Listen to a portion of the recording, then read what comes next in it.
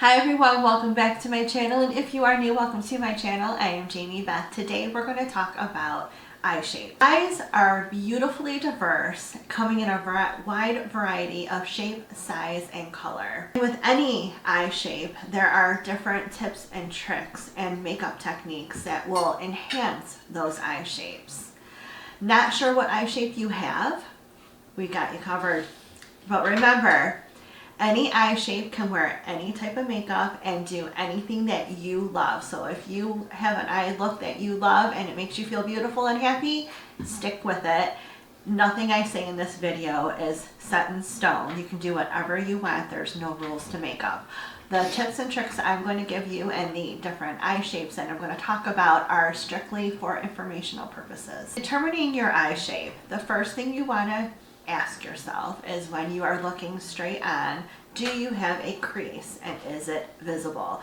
So a crease is this part of your lid. It is when you open up your lid, it's the part where your lid opens up and you can definitely see the little indentation. If you don't have the crease, you have what is called a monolid eye. Monolid eyes are if you don't have much or any of a crease where your eyelid meets the skin below your eyebrows. The shape of your lid tends to be very flat. I am referring to notes that I've written down, so if you see me looking down at something, it's because I'm referencing the notes that I've made.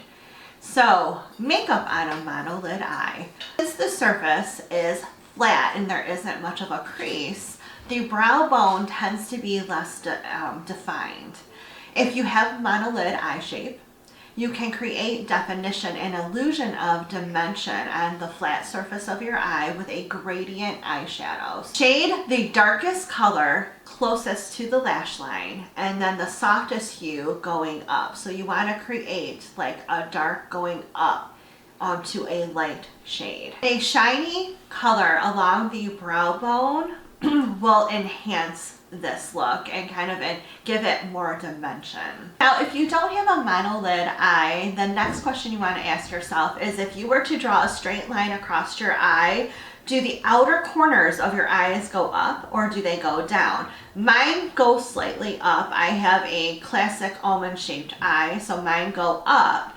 Now, if it does go up, you have what is called an upturned eye. Now with upturned eyes, because they give you that classic almond shape with a natural upturn to the corners, you want to make sure that you even out the upper part and the lower part of your makeup. So when you see me doing eyeshadow looks, I always make sure the dark, and I've said this many times, that you make sure the dark follows in with the upper lid as well as the lower lid. But doing that, it makes your eyes look a little bit bigger and more open. If you have a downturned eye, so if you draw that line straight across your eye and the outer corners go down a little bit more, what you do to help open that up is you can bring your makeup kind of slightly upwards. So you don't, kind of creating like a cat eye look, not necessarily doing the winged liner, which the winged liner will definitely help a downturned eye. It'll bring it up and out.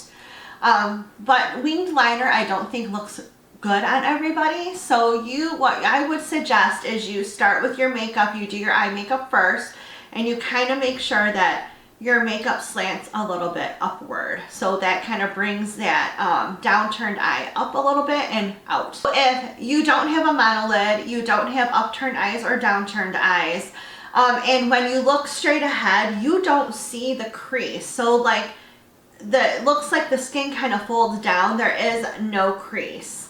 Then you have what is called a hooded eye. Some people have more prominent hooded eyes than others. So what you want to focus on when doing your makeup is bringing that eyeshadow up above where the crease would be. So what you're going to do is kind of bring that makeup out closer to the brow bone. That will kind of diffuse that hooded eye look.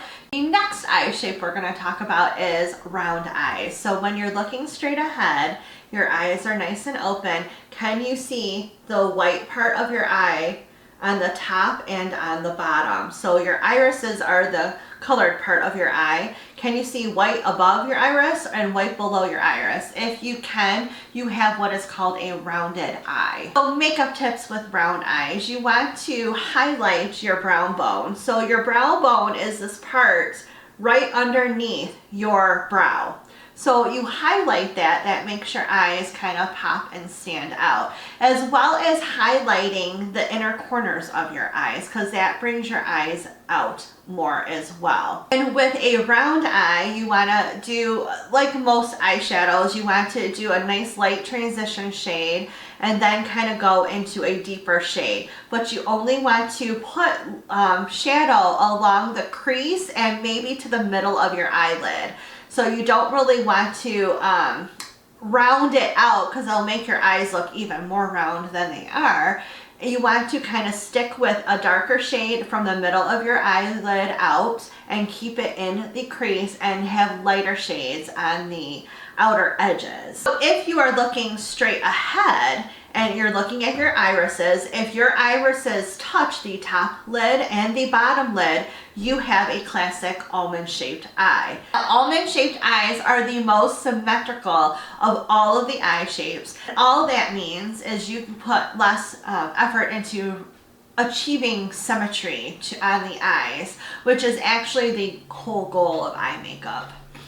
With almond eyes, you can experiment with different looks, because it's hard to make a mistake with this pair of eyes. And you can have a combination of eye shapes. My eye shape is almond shaped, and it is slightly upturned. So I have slightly upturned eyes with an almond shape.